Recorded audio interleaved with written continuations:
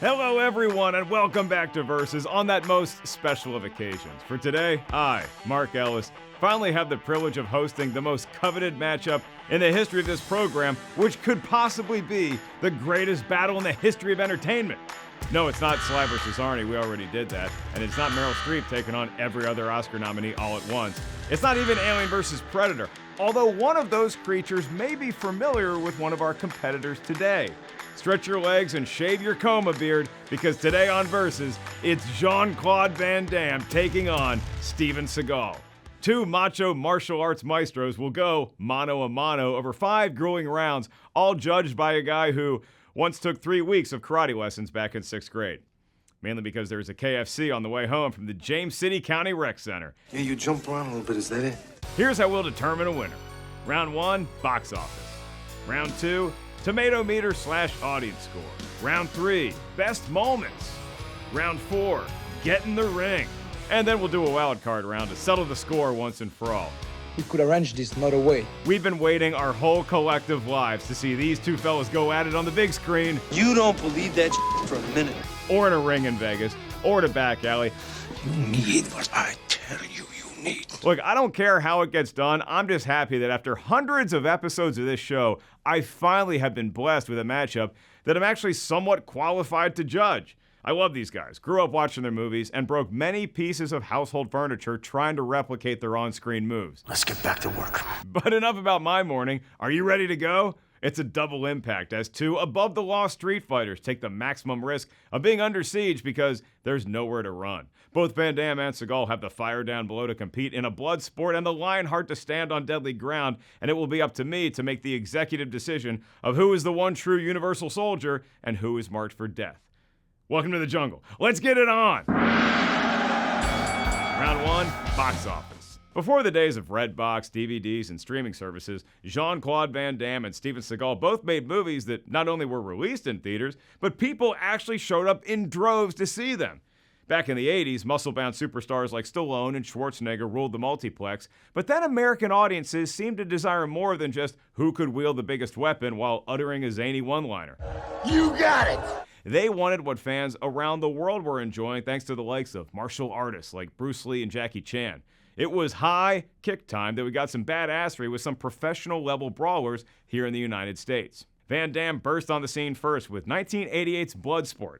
After bit parts in films like Monaco Fever and a gift-worthy appearance in Breakin', that was the big misunderstanding, you know. JCVD, who was born Jean-Claude Camille Francois Van Varenberg, or JCCFVV for short, Whoa, take it easy.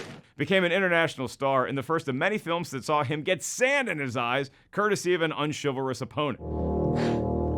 Bloodsport would go on to earn an impressive profit in the form of an adjusted for inflation $26 million haul. His bankability would further be buoyed in the next decade with films like 1991's Double Impact, which earned $63 million, 1992's Universal Soldier that accrued $80 million, and 1993's all-time classic Hard Target, which snake punched its way to a $70 million run.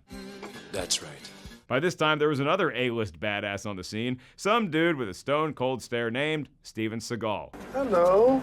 Born Jonathan Livingston Seagal, I'm so stupid, but it's funny. His debut film was a hit thanks to his precision-level Aikido and expert-level karate. That was 1988's Above the Law, and it did $42 million worth of business. You guys think you're above the law. Well, you ain't above the line. The trend of Steven Seagal 3-word titles continued to earn bread, with flicks like Out for Justice and Marked for Death both being considered box office successes. Bing, bang, boom. Both Seagal and Van Damme would see their biggest box office wins as a lead attraction shortly thereafter. For Stevie, he's going to get mad if I call him that, right?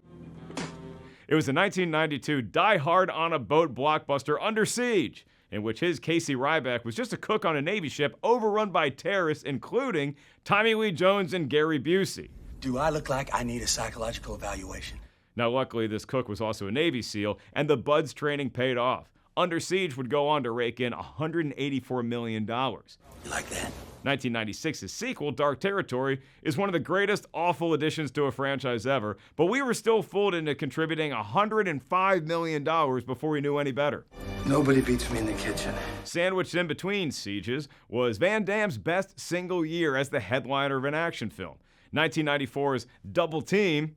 Well, Double Team wasn't one of the movies. It was Street Fighter and Time Cop, and they brought in a combined $174 million, and one of those two films still holds up. You didn't mention you could read. Here's where this round really becomes a tough call. Van Damme's biggest box office hits have been as part of an ensemble in family films, albeit ones that feature plenty of mighty martial arts mayhem. Kung Fu Panda 2 did $190 million, and Part 3 brought in another $153 million. It's a great trilogy, and yes, I saw those sequels primarily to enjoy my guy JCVD as a conniving crocodile. Thanks. Steven Seagal has had his successes in a large cast, as was the case with 1995's Executive Decision and its $117 million take. But he's largely a lone wolf, and he even famously turned down an offer to appear in the aging action star legacy franchise, The Expendables. But overall, Steve-O, he's really going to hate that, boasts an impressive average. His films have done a total of $1.03 billion at the domestic box office, making for a per-movie average of $79 million. I've been a bad man. Van Damme has a higher total haul in his corner, as his flicks add up to $1.22 billion. However, he needed a few more talkies, or maybe they should be called kickies, to get there. His average multiplex performance is $58 million. So it's a close match here, and the stats can be flexed in either direction, but what wins me over for Seagal here is that he didn't have the luxury of the Kung Fu Panda juggernauts in his quarter. It's Steven Seagal that wins round one, and he goes up 1-0. I'm thrilled to death to hear that. Round two, Tomatometer / audience score. All right, time to come clean and bare my soul, as I do so often on this show. I don't think this is a good time now. It's going to be a tough round two, because fellas, the critics may not be in your corner. Now, usually when it comes to the Tomatometer, I like to reference the classic letter grading system we all learned in school. The last time I checked, Seagal wasn't in The Godfather, and Van Damme narrowly missed being in Predator, so neither one of these dudes is vying for Tomatometer valedictorian.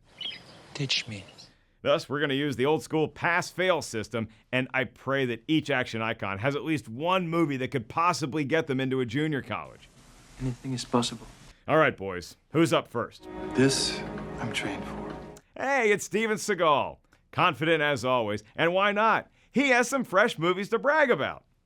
3, to be exact. Executive Decision, despite its inclusion of fresh-tastic performers like America's movie star Kurt Russell and America's leading lady Halle Berry, it's just barely fresh at 65%, but that still passes, as does Machete, which he's kinda in at 72%. But his sea legs were working, and the tomato sauce was good. Until Gary Busey spit in it. Little flavor. And his number one flick on the Meter de Tomato is Under Siege at 79%. Way to go, Steve. But now the sobering reminder that Seagal alone has 49 movies that the critics couldn't even be bothered to review. What kind of babbling bullshit is this? Which is still better than a 0%. He's actually got a couple that actually scored 0%, with Contract to Kill and the non-Jackie Chan Pierce Brosnan film, The Foreigner. Cold as ice is Steven Seagal's Tomatometer average. He's at 29% per film. But hey, this next decade could turn it all around. That would be nice. All right, Jean-Claude, we praised and buried your arch nemesis, so now it's your turn, and we got more 0%. Dr. Brussels Muscles has 5 0% movies on his Tomatometer, including Desert Heat, which I loved, and Death Warrant, which I rented approximately 17 times growing up. The good news is Van Damme only has 20 movies that the critics avoided altogether, and the even better news, he can walk into any gym around the world and drop the mic by proclaiming that he has 8 movies that are Tomatometer fresh. Come on, Lionheart. Never. All right, Lionheart's only at 31%, but Kung Fu Panda 3 is at 87%, and JCVD is at 84%. Way to go, Jean-Claude. His villainous turn in Expendables 2 is also fresh at 67%, and just missing the mark is Hard Target at 56%, and Sudden Death at an even 50%. Where is Time Cop? Well, it's 45%, but its audience score is only 36%. Great. With thespians like these and the cinematic gold they've spun out over the years, I thought the audience score would rebound both gentlemen's emotions. But no, Steven Seagal's average movie on the audience score side of the tracks, it's the exact same as the tomatoey side, 29%. However, Van Damme improves upon his 38% Tomatometer average with a 40% audience score per film. Hard Target is still rotten here, but Bloodsport makes it into fresh territory with a 74%. Team Chance Boudreaux gets the win in round 2, and we got us a tied ball game. No. It's Dukes. Round 3, best moments. All right, now I'm not just excited to get to this round, I'm still a little perturbed. At you, at me, at all of us. I understand that these flicks were never intended to be critical darlings, but those audience score numbers, I feel like Maximus and Gladiator. Are you not entertained? Were you expecting Citizen Kane? Hard Target features Wilford Brimley with a Cajun accent. This man's what chase after you. He mad at you for business or pleasure? Hard to Kill features Steven Seagal waking up from an 8-year coma, and like the next day he's breaking bad guy limbs. These movies were meant to be preposterous. Under Siege has Gary Busey as an out-of-his-mind villainous genius. Outstanding. All right, that one I can buy. But regardless, ridiculous though many of these films may be, their mighty sum features some of the greatest action ever put to celluloid. And this round will be won by whichever actor had more of a counter-splitting, arm-shattering, snake-biting good time. And if it is a tie at the end of this round, I'll probably throw in some of the silliest moments any action movie has ever had. All right, fellas, who's in the ring first? Me. Here comes Steven Seagal, who, like I said, woke up from a coma ready to seek revenge on all those who ever wronged him.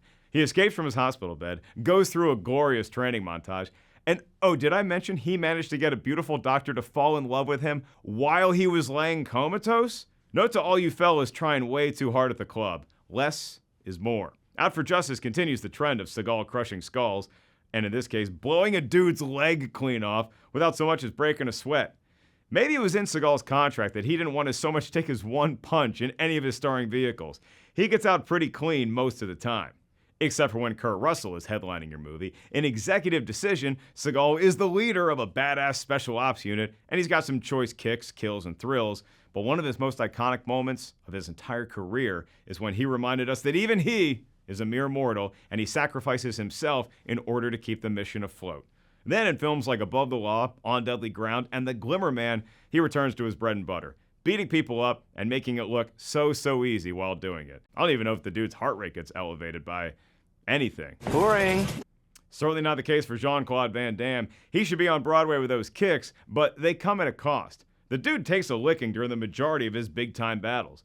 Bloodsport lived up to its name and features more protagonists getting harmed moments than in Steven Seagal's entire filmography.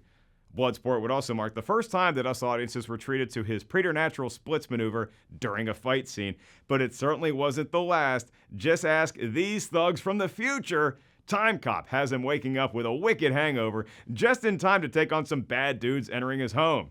But before you go saying that anyone who drank themselves to sleep at night couldn't possibly do the splits on their kitchen counter the next morning, remember this. It's the future, and we don't know what sort of miracle hangover drug will be available by the year 2004. I miss when the future was that. Steven Seagal's best movie might feature the lion's share of kick-ass memorable moments as well. Under Siege could be the best Die Hard ripoff ever, and yes, I'm looking at you, Speed, and it's because the film is perfectly tailored to what Steven Seagal does best. Cook. Not food, but more evildoers in close quarters combat. Being on a Navy ship means you get a lot of tight corners, and Stevie's wonderful Aikido prowess is the perfect complement to this scenario. That I am, sir. There's a great kitchen fight, an epic climax where Tommy Lee Jones' skull sees just how dense it is, and even on the top deck, some killer kicks and quick hits.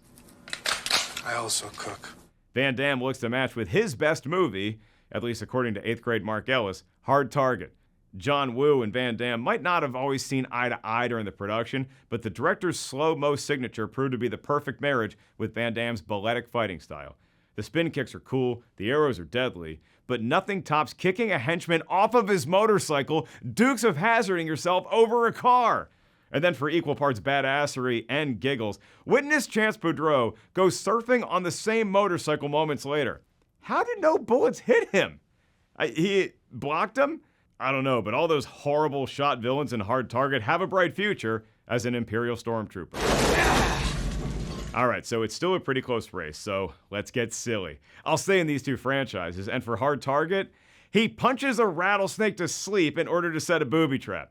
You laugh, but do you have any idea how hard it is to pop a deadly snake hard enough to make it fall asleep, but not so hard as to kill it? Oh, and then don't forget to bite the rattle off. It'll be covered by Cause HMO. Seagal's silliness may not involve nature, so we'll swap out snakes and put in horrific crash test dummies. Under Siege 2 Dark Territory takes place at night, but it still wasn't dark enough to mask this fall that is supposed to look like a human, but more resembles a sad sack of potatoes. The movie was so bad by that point, I wonder if the producers wedged this moment in there just to lighten the mood on set. Now just listen to me and do what I say. But truly great sequences aren't just the result of brawn. Sometimes they're arrived at by seeing our strapping hero become vulnerable. Seagal shows glimpses of this in flicks like Executive Decision and Exit Wounds, but JCVD gives a transcendental monologue in the accurately titled film, JCVD, that made us all wonder, wait a minute, has this guy always been a great actor and we just never noticed? Very good use of intelligence.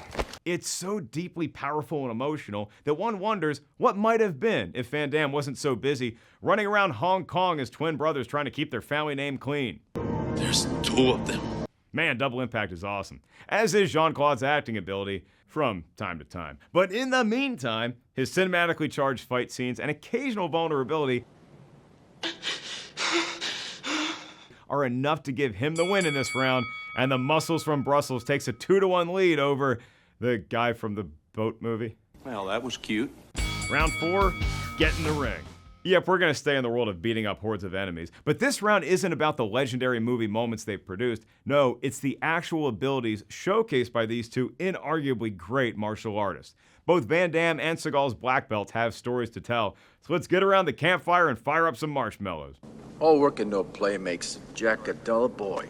Before they were doing crazy make-em-ups on the big screen, Jean-Claude Van Damme and Steven Seagal earned their way into Tinseltown, and before that, they earned their stripes as dominant martial arts masters. Van Damme discovered karate at the age of 10 and weightlifting soon thereafter. Focusing on Shotokan karate, he trained religiously at a local dojo, and when his father turned the family attic space into a makeshift dojo, the practice only intensified.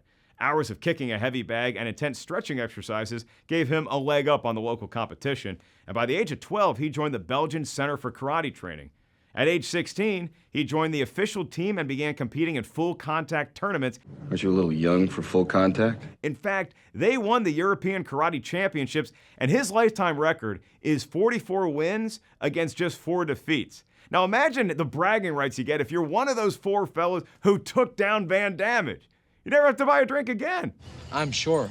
Steven Seagal has black belts in karate, kendo, and judo, but is best known for being a 7th Dan black belt in Aikido, which was developed in the early part of the 1900s based on ancient practices and translates into the way of harmony of the spirit. Derived from jiu-jitsu, it's a decidedly more philosophical and ethical approach to combat, relying on self-defense techniques that use an attacker's own body weight and force against them. The strikes, pins, and especially joint locking are evident in Seagal's best big screen brawls, but long before he was a household name, at the tender age of 17, he moved to Japan to learn more about martial arts, and he's credited as the first foreigner to open their own Aikido studio in Japan. So the experts praise the high-level difficulty of Jean-Claude Van Damme's karate moves, and they fawn over his intense striking ability, but Steven Seagal seems to earn more praise for his practical, street-smart approach to dealing with situations. Everything from Seagal's movements to his body posture were practiced with the intent of dealing with these dilemmas. But he also employed swift sword movements into his routine. So, don't leave home without a sword. I believe you. As impressive as all of Van Damme's slow-mo, high-flying karate is, Seagal's relaxed takedowns of loads of ne'er-do-wells is just as effective. Which is why, even though Van Damme was a bouncer for a brief time at a joint owned by, wait for it, Chuck effing Norris, I give the edge to Seagal here, simply because of all the real martial artists that celebrate his Aikido in film. Van Damme's moves certainly look a lot prettier and are more fun to try while jumping off the couch or the diving board. But in practicality, Steven Seagal's technique is quicker, less showy, and ruthlessly effective. You want to impress the ladies? Do a split kick. You want to save your own life? Go with Seagal's takedowns. In the most controversial round probably in the history of versus, I'm giving Steven Seagal the point. Plus, it ties the ballgame. And let's just do one more round to decide once and for all who is the best of the best. I should probably point out here that neither Steve or Jean-Claude actually star in any of those best of the best karate movies, but they'll both be prominent factors in the next round, which is the wild card round, Academy Awards. I kid. Both Van Damme and Seagal, they have plenty of achievements to celebrate, but awards for motion picture excellence have largely eluded them thus far. In fact, the closest Steven Seagal came to an acting Academy Award was at a fictional Oscars ceremony. You remember the Kevin Kline movie In and Out? So Matt Dillon wins the award for the best lead male performance. One of his fellow nominees that year? And Steven Seagal for Snowball in Hell. It's a solid joke, but now let's get serious. These dudes aren't gunning for praise amongst their cinematic peers. They're too busy, saving the world. Or at least the coast of Hawaii, or getting revenge for their fallen brother. Regardless of the task at hand, both action legends are always up for the challenge. I've enjoyed their movies for decades, so now, to decide the winner in the most important episode of Versus ever, I'm going to put myself in harm's way.